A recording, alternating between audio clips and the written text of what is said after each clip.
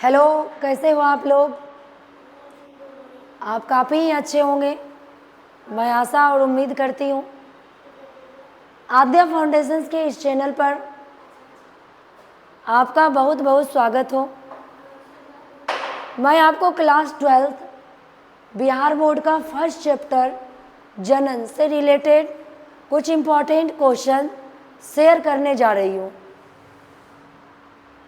Question मैं आपको तब तक शेयर करती रहूँगी जब तक आप एग्ज़ाम ना दे दे। अभी आपका एग्ज़ाम सेंटअप चल रही है जिसमें बायो की पेपर हो गई हैं, पर ये आपके फाइनल पेपर के लिए काफ़ी इम्पोर्टेंट है। आप देख लो, कहीं आपको इसमें डाउट और प्रॉब्लम आए तो आप मुझे कमेंट द्वारा इसके आंसर पूछ सकते हो, अथवा अन्य तरह की समस्याएं हों तो भी आप कमेंट कर सकते हो। तो चलिए मैं इस शब्दों के साथ स्टार्ट करती हूँ। यानी आपका फर्स्ट जो चैप्टर है जीवों में जनन, बच्चे ये चैप्टर भी है और यह आपका एक यूनिट भी है, जिस यूनिट के अंदर आप 4 चैप्टर पढ़ते हो जो काफ़ी अच्छे वेटेज रखती हैं। यह आपके 20 मार्क्स वाला चैप्टर है। पहला है जीवों में जनन, दूसरा आप पढ़ोगे पुष्पी पादपों में लैंगिक जनन, तीसरा हम लोग पढ़ेंगे मानव में जनन, हम लोग कैसे आए हैं यहाँ, और इसका चौथा चैप्टर आप पढ़ेंगे जनन स्वास्थ्य, हमें अपने उम्र के साथ अपने रिप्रोडक्टिव ऑर्गेन्स का कैसे केयर करना है, हम कैसे स्वस्थ रहेंगे, हमें जनन के क्षेत्र में कैसे लैंगिक जनन द्वारा HIV, एड्स या कैंसर जैसे जानलेवा बीमारी ना हो सके, इन सारी चीज़ों का डिटेल्स अध्ययन करेंगे 4 चैप्टर में। तो मैं आपका फर्स्ट चैप्टर से बताने जा रही हूँ। पहला क्वेश्चन जीवों में जनन, पहला चैप्टर जीवों में जनन, जिसके क्वेश्चंस इस प्रकार हैं। फर्स्ट क्वेश्चन आपको कहता है निम्न में से कौन सा जनन का युग्मकीय विधि है? बच्चे युग्मकीय, युग्मक सामान्य जो गुणसूत्र है हमारे अंदर, उसका आधा सेट कोशिका में पाया जाना ही युग्मक कहलाता है। मानव शरीर में नंबर ऑफ गुणसूत्र जो होते हैं वह 46 होता है, 46, और युग्मक निर्माण होते समय इसकी संख्या आधी हो जाती है अर्धसूत्री कोशिका विभाजन के कारण। यह 23 एंड 23 होंगे। यह एक युग्मक है जो नर बॉडी में हो या मादा बॉडी में। तो युग्मक निर्माण उस जीव में होंगे जो लैंगिक जनन करते हैं। तो बच्चे यहाँ आपसे पूछ ही रहा है जनन का युग्मकीय विधि है लैंगिक जनन, जिसके पास लिंग कोशिका होगी वही युग्मक का निर्माण कर सकता है, जिसके पास लिंग कोशिका नहीं होगी वह कभी भी युग्मक निर्माण नहीं करेगा। तो आपके इसे क्वेश्चन का आंसर क्लियर पता चल रहा है, लैंगिक जनन करने वाले जीवों में जो है युग्मक का निर्माण होता है। और लैंगिक में एक पेरेंट भाग लेते हैं जिसके सेक्स सेल नहीं होते। कायिक जनन इसका ही एक प्रकार है। तो हमारे आंसर जो होंगे वह सी होगा हमारा करेक्ट आंसर। नेक्स्ट क्वेश्चन, पादप की वह संरचनात्मक इकाई जिसका इस्तेमाल कायिक प्रवर्धन में बीज के स्थान पर किया जाता है।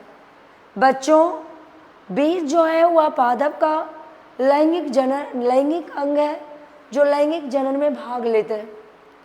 पर यह कहता है वह संरचना जो बीज को छोड़कर उसके जगह पर भाग लेती है।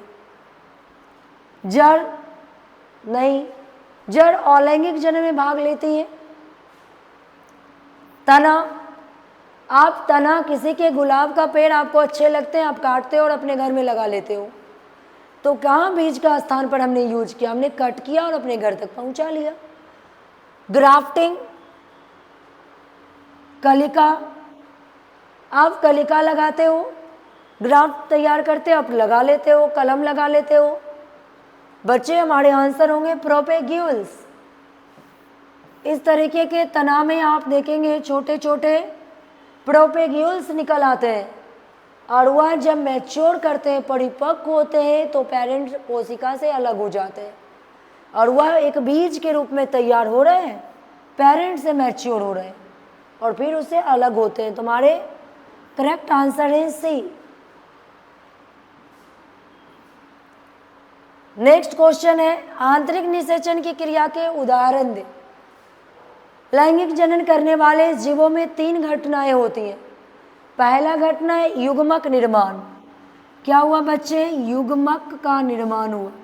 युग्मक निर्माण, नर में नर युग्मक बना शुक्राणु, मादा में मादा युग्मक बना अंडाणु। अब बेचारे युग्मक अंडाणु और शुक्राणु आपस में जाकर मिल गया, जिसे आपने कहा निषेचन। निषेचन, इसका दूसरा नाम होता है सिनगैमी। सिनगैमी जो आपको अगले क्वेश्चन में मिलेंगे, सिनगैमी। अगला क्वेश्चन पूछता है आपसे निषेचन का दूसरा नाम क्या है? सिनगैमी है। तो निषेचन बच्चे 2 प्रकार से होते हैं। जब निषेचन मादा शरीर के अंदर हो तो आंतरिक निषेचन, और मादा शरीर के बाहर हो तो बाह्य निषेचन। बाह्य निषेचन में एक माध्यम मदद करती है जो है जल। इसलिए जलीय जीव, जलीय पादपों में मुख्य रूप से बाह्य निषेचन ही होता है, जैसे मेढक में। यहाँ हमारे आंसर क्लियर है। आंतरिक निषेचन, पक्षी में आंतरिक निषेचन होता है, बिल्कुल सही, क्योंकि पक्षियाँ आंतरिक निषेचन करने के बाद अंडे को रिलीज करती हैं। सरीसृप, सरीसृप में मोस्टली आंतरिक निषेचन होते हैं। रेयर कुछ ऐसे सरीसृप हैं जिसमें बाह्य निषेचन भी होता है। स्तनधारी, मानव सबसे बेहतर उदाहरण है स्तनधारी का, जिसमें आंतरिक निषेचन है, गाय, घोड़े, बकरी। तो हमारे आंसर होंगे बच्चे डी। आपके करेक्ट आंसर डी है। इन सभी में आंतरिक निषेचन ही होता है और मादा शरीर के अंदर एक समय के साथ विकसित भी होते हैं, जैसे मानव में, और कुछ में निषेचित एक बाहर निकल आते हैं, जो धीरे धीरे बाहर में बाहरी वातावरण के अनुसार नए जीवों के रूप में परिवर्तित हो जाते हैं। नेक्स्ट क्वेश्चन देखते हैं। क्वेश्चन काफ़ी इम्पोर्टेंट है, इसलिए आप देखो। बीजीय पादप में नर युग्मक होता है। बच्चों, बीजीय मैंने चर्चा कर चुकी हूँ आपके साथ। बीज पौधे का लैंगिक भाग है, तो कहता है बीजीय पादप में नर युग्मक होता है। आपने फूलों को देखा होगा बड़ी खूबसूरती के लिए। जब आप उस फूल को देखोगे तो आपको मिलेंगे फूल के मादा हिस्से। मादा भाग को कहते हो स्त्री केसर, जैसे मादा डॉक्टर को आप कहते हो गायनी। सेम थिंग्स, स्त्री केसर यानी गायनीसियम। स्त्री भाग को हम गायनी कहते हैं, गायनीसियम कहते हैं। और इसके नर भाग को आप कहते हो पुंकेसर। तो बच्चे चलते हैं एक बगीचे में जहाँ हम फूलों को देखें, तो आप एक फूलों को लोगे तो आपके हाथ में छोटे छोटे कण लग जाते हैं। यह कण जो है यह बीज बनने का प्राइमरी स्टेप है, जो उसका युग्मक है, परागकण है। तो क्या कहते हैं परागकण, नर युग्मक क्या होते हैं? दुनिया का हर एक मादा युग्मक स्थिर होती है। वह बेचारी चलती फिरती नहीं, एक जगह रुकी रहती हैं, चाहे वह पुष्प का मादा युग्मक हो अथवा वह किसी जंतु का मादा युग्मक हो, रुकी रहती है। बेचारे नर युग्मक ही उससे मिलने के लिए पहुंचते हैं। ये आएंगे इससे मिलने के लिए। ये युग्मक एग है, इससे मिलने आएंगे परागकण, यहाँ भेंट करेंगे और यहाँ जाकर ये निषेचन कर लेंगे। तो ये चलनशील है। जैसे आप देखते हो शादी ब्याह में बाराती लड़कों की आती हैं, लड़कियों की नहीं। सेम थिंग्स, ये चलते हैं और यहाँ तक पहुँचते हैं। नेक्स्ट क्वेश्चन के पास चलते हैं। परागकण का अंकुरन पुष्प के किस भाग पर संपन्न होता है?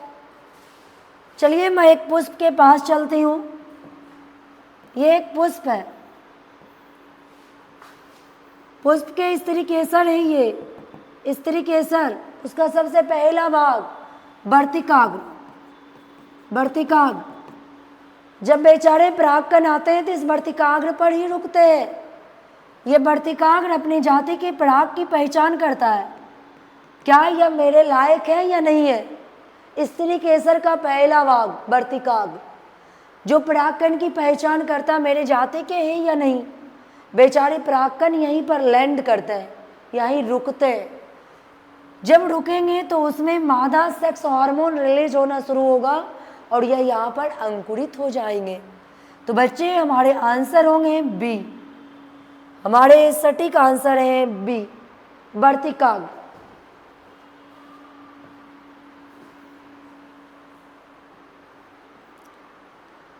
क्वेश्चन नंबर 6 के पास चलते हैं। सही कर्म को बताएं। अब चुनो इसका सही कर्म क्या है। पहला देखो, युग्मक जनन। युग्मक जनन बच्चे, युग्मक निर्माण की विधि। नर में नर युग्मक बनेंगे, युग्मक निर्माण, युग्मक निर्माण होगा। नर में नर बन गया युग्मक, मादा में मादा युग्मक बन गए, रेडी है। जब ये रेडी है तो क्या करेंगे, आपस में फ्यूज करेंगे। फ्यूजन मतलब निषेचन करेंगे। बेचारे इंतजार नहीं, निषेचन करेंगे। निषेचन करने के बाद क्या करेगा, तो निषेचन के बाद ये निषेचित अंडाणु युग्मनज का निर्माण करेंगे। युग्मनज बन गया। ये बेचारा युग्मज क्या करेंगे, तो इसमें लगातार कोशिका विभाजन होगी और यह एक भ्रूण का रूप लेगा और भ्रूण से आपकी तरह मदर के प्रेगनेंसी में चाइल्ड डेवलप होते हैं और उसका जन्म होता है, यानी प्रसव की स्टेप आती है। हमारे अगला स्टेप हो सकता है यहाँ प्रसव भी होंगे, जिसमें मदर आपके तरह चाइल्ड को जन्म देती है। तो हमारे आंसर होंगे ए। बच्चे हमारे सटीक आंसर है ए। चलते हैं नेक्स्ट क्वेश्चन की तरफ। नेक्स्ट क्वेश्चन है, क्लेमाइडोमोनास के युग्मक होते हैं। बच्चे जाने हमारे क्लेमाइडोमोनास क्या है। वेरी वेरी इंपॉर्टेंट है, जो आपके एनसीईआरटी का सेकेंड टॉपिक है, युग्मक के प्रकार। बहुत ही इंपॉर्टेंट है, बार बार इसे रिपीट करता है। इसके क्लेमाइडोमोनास के जगह पर आपका दूसरा दे सकता है, एक कोशिकीय जीव दे सकता है, एक कोशिकीय अदर पौधे दे सकते हैं, शैवाल दे सकता, फंगी दे, कुछ भी दे सकता है, क्वेश्चन देगा। तो बच्चे क्लेमाइडोमोनास एक कोशिकीय शैवाल है। तो देखते हैं इसमें किस प्रकार के युग्मक होंगे। बच्चों युग्मक 3 प्रकार के होते हैं। वैसे युग्मक जिसका आकार यानी संरचना और आकार एक जैसा होता है। अगर वह गोल है तो नर भी गोल, मादा भी गोल। आकार भी सेम होना चाहिए। अगर उसकी डायमीटर 0.5 का है तो दोनों का 0.55 का, उसे आप कहते हो समयुग्मी। दूसरा होगा असमयुग्मी।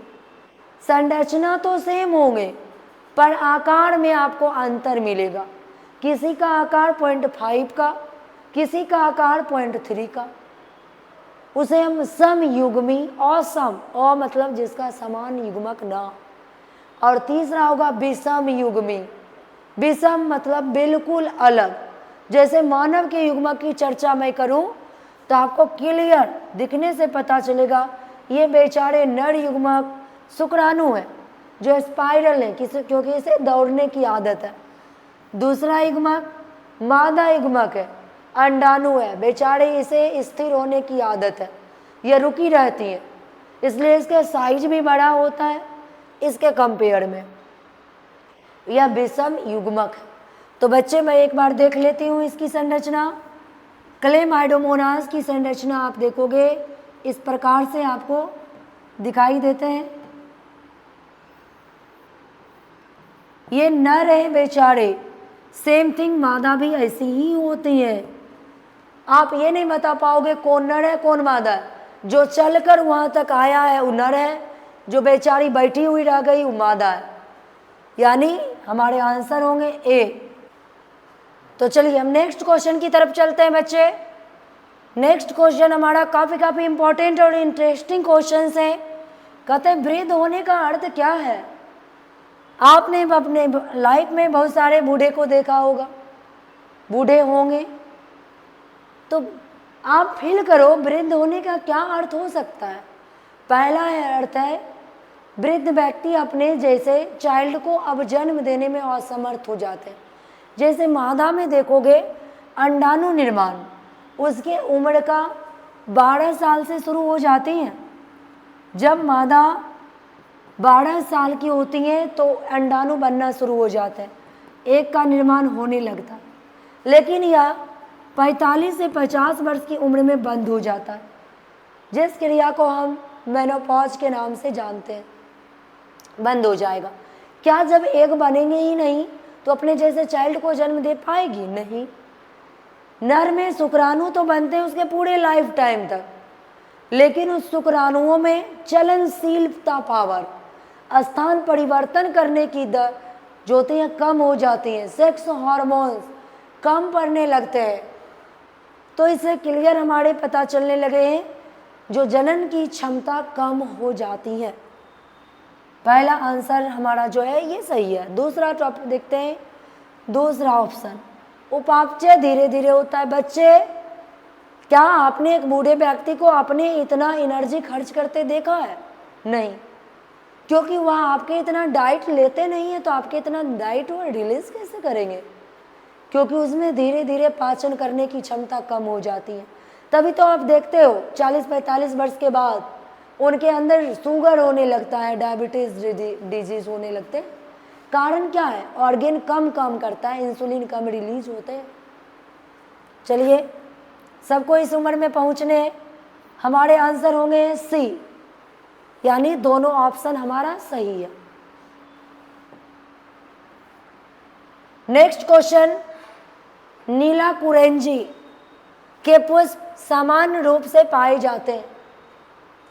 बच्चों, आप जानोगे नीला कुरेंजी एक इंडेमिक स्पेसीज है। इंडेमिक स्पेसीज जब किसी खास रीजन में पाए जाते हैं, कोई स्पेसीज, कोई जाति, चाहे वो पौधे का हो या जंतु का हो, स्पेशल एरिया में ही पाया जाएगा, सभी जगह नहीं पाए जाएंगे। उसे हम इंडेमिक जाति के जीव कहते हैं, इंडेमिक स्पेसीज कहते हैं। सेम थिंग नीला कुरेंजी भी ऐसे ही पौधे हैं जो आपके दक्षिण भारत में पाए जाते हैं। यह हमारा दक्षिण भारत में पाया जाने वाला है, दक्षिण भारत। पूछ सकता है, 2-3 ऑप्शन देंगे, इनमें से कौन सा पुष्प दक्षिण भारत में पाए जाते हैं? तो बच्चे हमारे आंसर होंगे नीला कुरेंजी। अब देखो, आप बता दो केरल कहाँ पड़ता है?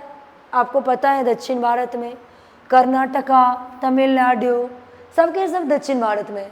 तो हमारे आंसर हो जाएंगे डी, दक्षिण भारत। एक और इसकी खासियत है बच्चे, यह 12 वर्ष में एक बार ही पुष्पित होता है। आपके एनसीईआरटी की एक छोटी सी टॉपिक है जिसमें कुछ स्पेशल पौधे के जनन के बारे में बताया है।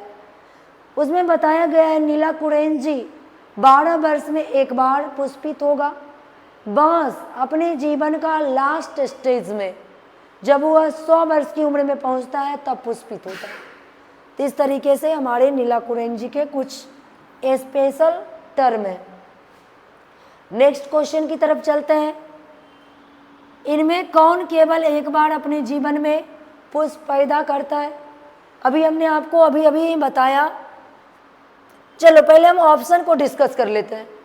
क्या एक जामुन का पेड़ लगाते हो और उसे आप एक बार जामुन खाते हो? नहीं, बार बार खाते हो। ऐसा होता तो आप पेड़ लगाते ही नहीं। क्या लीची आप एक बार लगाते एक बार खाते? नहीं, बार बार खाते हैं। आम एक बार लगाते एक बार खाते, बार बार खाते हैं। आप अपने बर्थडे पर लगाओ और 10 साल तक इसे खाते रहो, आम, लीची, कटहल। लेकिन आप बांस एक बार लगाते हो और इंतजार करते हो कितने साल बाद इसमें पुष्प आएंगे, और वह पुष्प आता है 100 वर्षों के बाद। तो हमारे आंसर होंगे ए, बांस। चलते हैं हम नेक्स्ट क्वेश्चन की तरफ। क्वेश्चन नंबर 11, ऋतुस्राव चक्र किसमें पाया जाता है? बच्चे, मादा में बनने वाले यह एग अगर निषेचन नहीं करते तो उसके बॉडी से बाहर रिलीज हो जाते हैं, क्षतिग्रस्त कर जाते हैं। अगर यह एग, ये एग है, मादा की एग, अगर यह केवल मादा सेक्स हार्मोन के साथ रिलीज होती है बिना रक्त स्राव किए, तो उसे हम जानते हैं आवर्त चक्र के नाम से।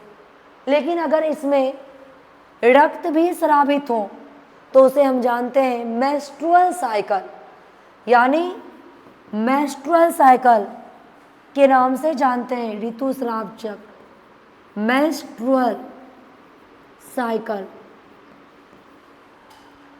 किसमें होते बच्चे? मनुष्य में मेंस्ट्रुअल साइकिल होते। वह 1, 2, 3 चाइल्ड को जन्म देते हैं, उसके बाद उसमें बनने वाले एग कंटिन्यू डिस्ट्रॉय करते हैं रक्त के साथ। बंदर, बिल्कुल सही, बंदर में भी। चिंपांजी, हम वहीं से तो बन के आए हैं, उसमें भी। तुम्हारे सही आंसर होंगे डी। इन सब में जो है उसमें मेंस्ट्रुअल साइकिल पाई जाती हैं। चलते हैं हम नेक्स्ट क्वेश्चन की तरफ। नेक्स्ट क्वेश्चन हमारा 12 नंबर क्वेश्चन है, जो इस प्रकार है। मनुष्य में युग्मकों में गुणसूत्र की संख्या होती है। बच्चे ध्यान दें, आपके मनुष्य में, मानव में गुणसूत्रों की संख्या, ये 2020 के बाद बार बार रिपीट करते हैं। क्वेश्चन के तरीके अलग होते हैं पर सेम गुणसूत्र रिपीट करते रहता है। तो मैं देखती हूँ, आपसे कोई पूछे मानव में गुणसूत्र, मानव में गुणसूत्र की संख्या होती है 2n = 46। ये आपको अपना पेरेंट देते हैं, तभी तो आप अपने पेरेंट जैसे ही दिखाई देते हो, बगल वालों के जैसे नहीं, इसी कारण। तो आप में 46 गुणसूत्र है। अगर पूछे मानव मादा में गुणसूत्र, मादा बेचारी का नाम दे, तो आपको समझ लेना है 2n = 44 + XX, बार बार रिपीट किए जाते हैं। इसमें अगर नर दिया हुआ रहे तो आपको समझ लेना है 2n = 44 + XY। ये हमारे शरीर के सामान्य गुणसूत्र हैं। लेकिन यहाँ क्या पूछ रहे हैं? युग्मक। बच्चे युग्मक में आधा हो जाएगा, सेट आधा, बेचारा 46 क्या हो जाएंगे? आधे हो जाएंगे, 23 और 23। तो चलिए हमारे सही आंसर होंगे सी, आंसर सी 23। हमारे सही आंसर 23 होगा। यहाँ रहता केवल आपके शरीर में कितने गुणसूत्र होते हैं, तो आंसर हो जाते 46। हमारे आंसर होंगे सी 23। गलत है। नेक्स्ट क्वेश्चन की तरफ चलते हैं। इनमें कौन अंड प्रजक प्राणी है? चलिए मैं थोड़ा सा पीछे चलती हूँ उस क्वेश्चन के पास जहाँ पर निषेचन के बारे में पढ़ा था। जब निषेचन हुआ, निषेचन, तो कुछ ऐसे जीव हैं जिनके पास, जिसके मादा के पास गर्भाशय नहीं होता। वो बेचारी मादा क्या करेगी? गर्भाशय ही नहीं है, वो अपने अंदर कहाँ से चाइल्ड को पालेगी? तो वह क्या करती? तो अपने शरीर से बाहर निषेचित अंडा रिलीज कर देती है। निषेचित, निषेचन के बाद अंडा देती है। जैसे सरीसृप, सांप, जैसे बर्ड्स, पक्षियाँ, ये सभी वह धीरे धीरे अपना शरीर का हीट देती हैं, गर्मी देती हैं, सेती हैं और उसे नए जीव आ जाते हैं। लेकिन कुछ जीव जो हैं वह काफ़ी डेवलप है, पूरा विकसित है। उसमें प्राथमिक जनन अंग के साथ साथ द्वितीयक जनन अंग भी होता है, जिसके पास गर्भाशय होती हैं।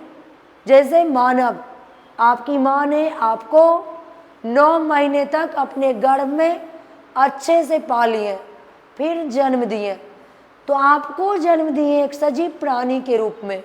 आप हो सजीव प्रजक, और जो अंडे दिए जिस मदर ने वह है अंड प्रजक। तो कहता है इनमें कौन अंड प्रजक है? आपने मुर्गी का अंडा खाया है, मुर्गी अंड प्रजक है। सांप, मैंने अभी चर्चा किया, आपने सुना भी है, सांप अंडा देती हैं और उसके मुंह में बहुत सारे अंडे टूट जाते हैं, जिसे आप कहते हो सांप अपने बच्चे को खुद खाता है, बट नहीं, सांप अंडे रिलीज करते वक्त काफ़ी अधिक अमाउंट में मुंह से अंडे देती हैं, जिसके मुंह में जहरीली जड़ की ग्रंथियां होती और वह अंडे जब उससे टकराते तो उसके मुंह में टूट जाता है। मगरमच्छ अंडे देते हैं। मगरमच्छ, तुम्हारे सही आंसर होंगे डी, बिल्कुल सही। ये सभी अपने शरीर से बाहर अंडे देती हैं। चलिए धन्यवाद।